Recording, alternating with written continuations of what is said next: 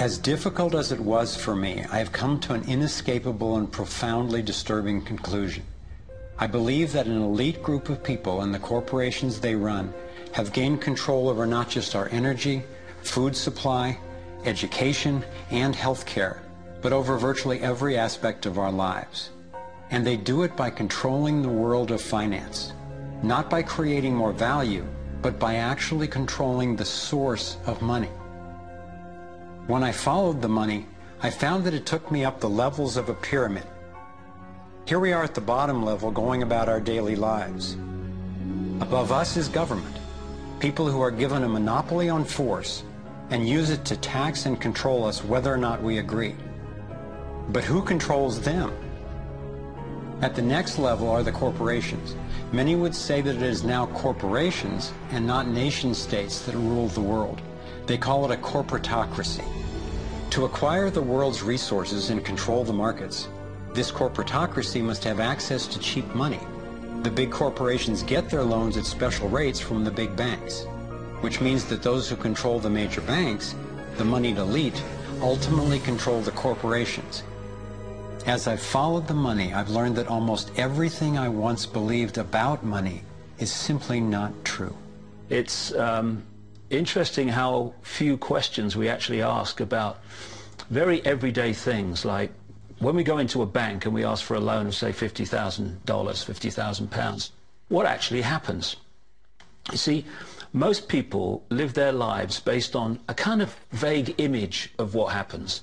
What actually happens is you ask for £50,000, they type into your account £50,000. That's all they do.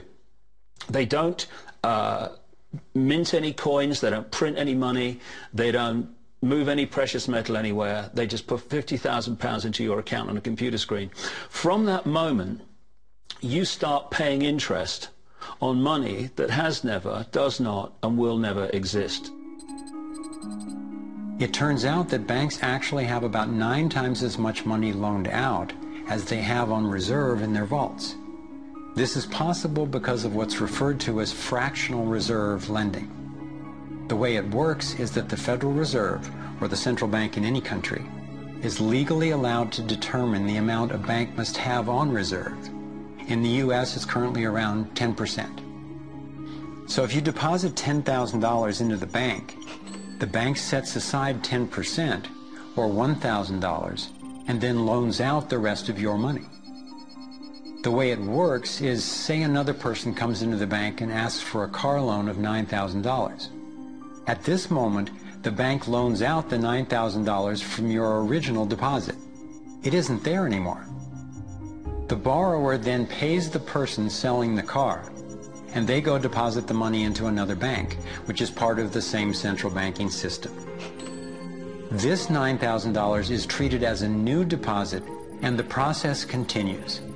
The money gets redeposited and reloaned until the initial deposit of $10,000 becomes $100,000. The banking system just created $90,000 by loaning out your money. Apparently it began with the goldsmiths in the 17th century when people were trading in gold. Gold was heavy to carry around, so people stored the actual metal in vaults and traded receipts instead. Those receipts were the first paper money. Since only a few people would withdraw their gold at any given time, the vault owners, basically the new bankers, began creating receipts for more metals than they actually held. They loaned out those receipts and charged interest on money, gold, that they didn't really have. That's how our so-called fractional reserve system was born. In this system, the bankers get to make up money out of nothing, while the rest of us have to work hard to earn it. It has created a modern form of serfdom where the mass of society is now working to pay off their debt to the banks.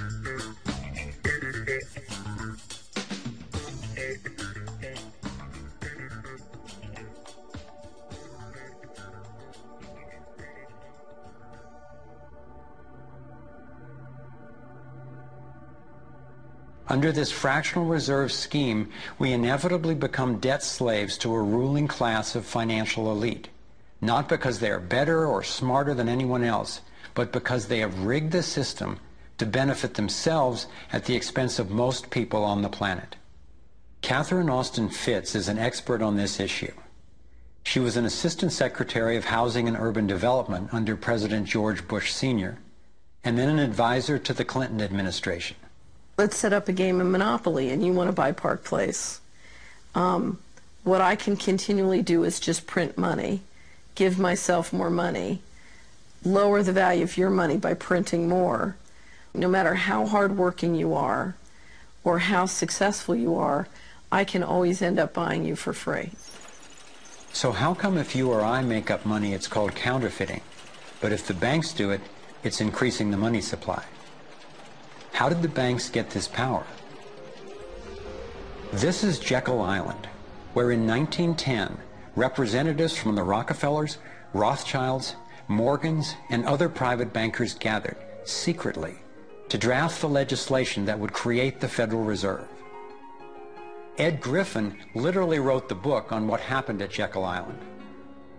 Central banks are banking cartels which have gone into partnership with the respective governments in the countries where they operate.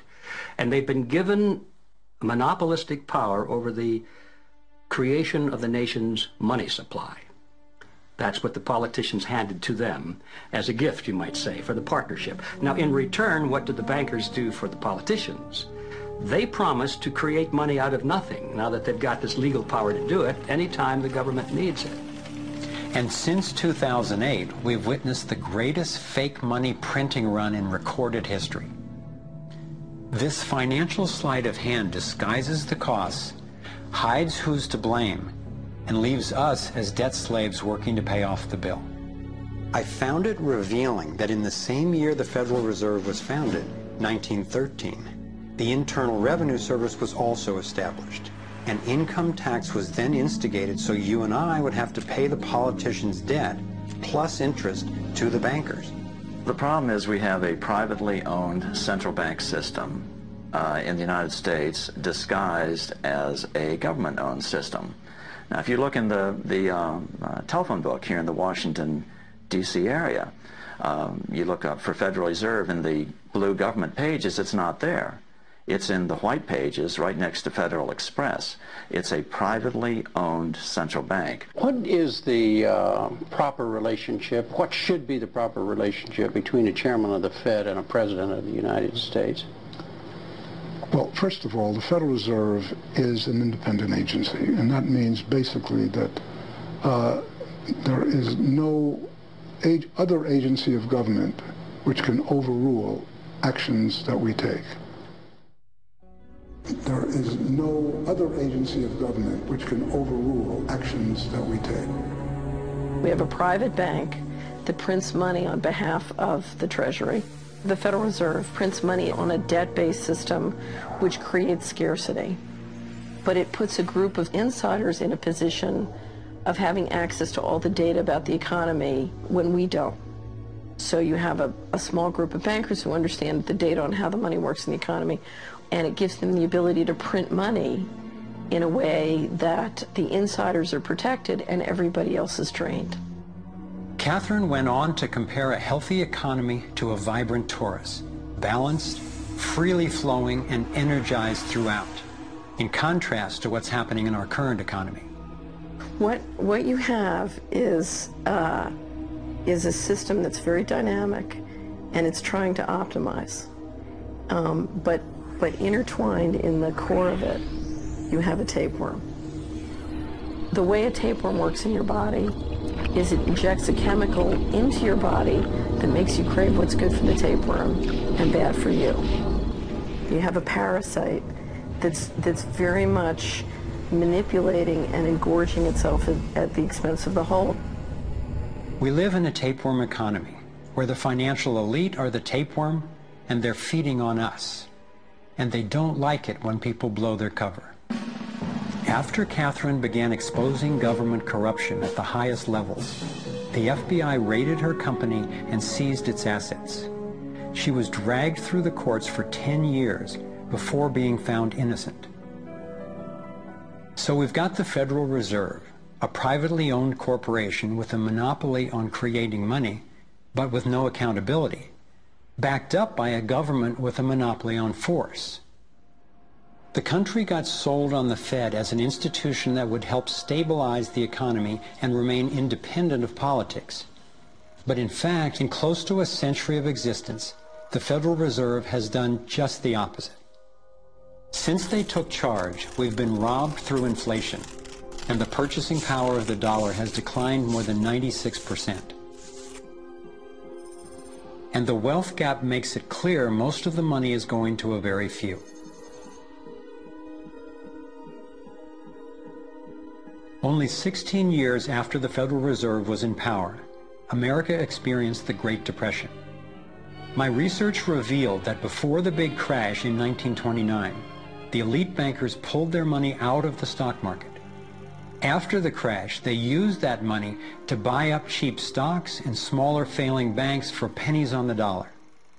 Among the bankers who consolidated their wealth this way were the Rothschilds, Rockefellers, and Morgans. A similar scenario played out in the 2008 financial collapse, with the same bankers benefiting.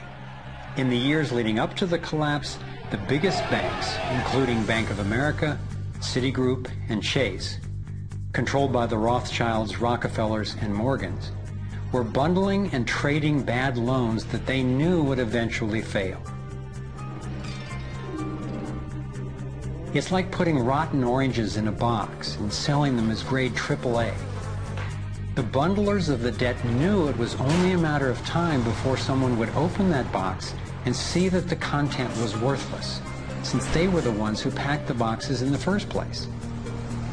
When the rotten oranges, what we hear about as unsound loans, derivatives, and credit default swaps, were finally discovered, everyone was impacted. People lost their homes, their jobs, their businesses, and their retirements. Meanwhile, the biggest banks who created the problem in the first place were the ones who got bailed out. Why's that? Why would the Federal Reserve give trillions to the banks, even though the majority of Americans were against bailing them out? And why not help those most in need rather than the perpetrators of the financial collapse? My research led me to believe that the same people who created the Federal Reserve, the Rothschilds, the Rockefellers, and the Morgans, still control it, and they use this scheme to bail themselves out at our expense. Many of the banks created are still the most powerful lobby on Capitol Hill, and they, frankly, own the place. I'm convinced that the near collapse of the economy in 2008 resulted from an orchestrated pump and dump scheme designed and executed by the big bankers to consolidate wealth and power. David Icke explains how he sees the Federal Reserve rigging the so-called business cycles. Stage one, it's like throwing a fishing line out. Stage one, you put lots of money, units of exchange, into circulation. You do this by pushing interest rates down, by making lots of loans. This is the part of the cycle we call a boom. Because there's lots of units of exchange in circulation, there's lots of money changing hands. That generates lots of economic activity. That generates jobs. And as more and more money is spent, there's more demand, so companies take out more loans of fresh air money to increase their production. People get confident in their everyday lives. Hey, you know, I work for this company, they've got lots of orders, it's really going great, my job's safe, I tell you what, we can have a bigger house. Then they start to change it. What they do is they pull the fishing line in. They push interest rates up. Now, fewer people, are taking out loans, and they make the criteria for having a loan from the bank stronger anyway. And also, now, as interest rates have gone up, a larger part of people's income is going to pay back the extra interest and not being circulated in buying things. Suddenly, there's nothing like as much money in circulation, and therefore, fewer things are being bought. Companies start to go down in terms of their profits. They start to shed jobs, and they start to go out of business. People lose their jobs, they can't pay the mortgage anymore of the big house they took out in the good times.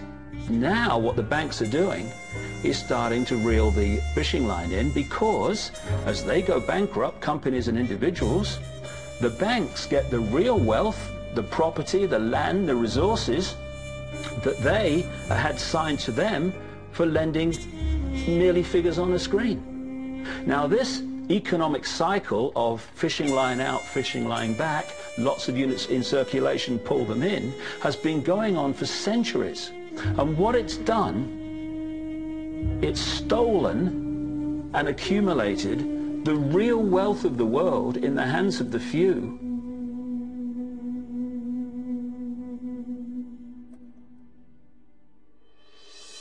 At the international level, central bankers use the World Bank and the International Monetary Fund to make more money while exploiting the resources of countries they lend to, bankrupting them in the process.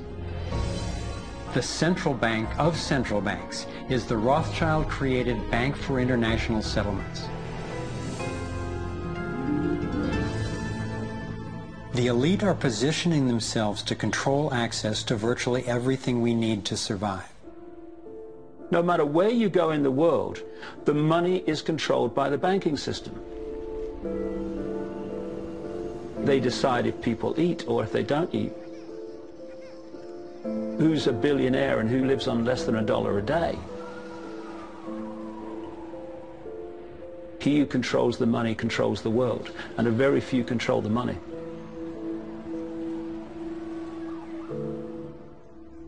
At this point, my view of the world had been turned upside down. I was struggling with the realization that the failure and suffering of so many is actually success and fulfillment for a few. The elite central bankers who fooled the world into letting them create money. They already have vast fortunes, so what is their end game? What is their ultimate agenda?